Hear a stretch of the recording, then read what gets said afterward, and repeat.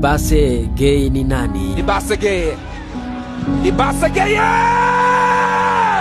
Bao la kikatili linafungwa hapa na attacking midfielder Libase Gay. Kama unajua tu. Anaachia makucha hapa na kung'ata kwa ukatili mno. Wakikuuliza anaitwa nani, waambie jina lake ni Libase Gay. Wakisema hilo jina sio geni kwao, waambie wanamfahamu ni kijana kutokea ukoo wa mpira.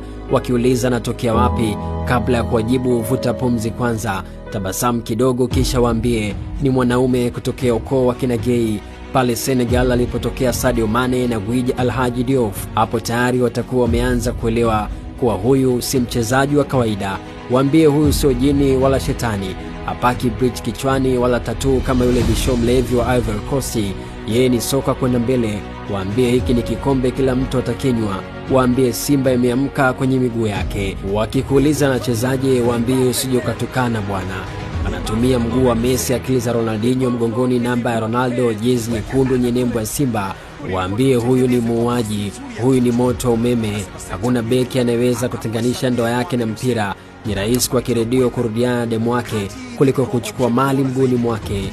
Wakiwa wabishi kuelewa, waelezee kwa ukali kuwa Libase anajua kama mtoto wa kitanga kwenye bed sofa anamwaga hatari kushinda pisi ya kiaya na muuaji uwanjani kama Mia Khalifa kwenye 10 ya Kirumi.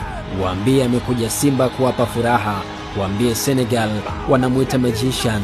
Hapa Bongo bado akina Baraka Mpenja wanamtafutia jina la kumpa. Yote wanayaona madogo na hayafai. Waambie alianza kucheza mpira akiwa tumboni kwa mama yake. Waambie wasiogope sana. Wakikuuliza anafanana vipi, mfano rahisi ni huu. Waambie chukua winga wao wa Uganda, yule star boy wa Wesita, bisho wa Ivory Coast wa 4 pamoja na Bodo 7, unampata Libase Gay anayetumia mguu wa kulia. Wakikuuliza kuhusu mguu wa kushoto, ondoka usiwajibu, watakupiga. Mimi ni Steve Champion.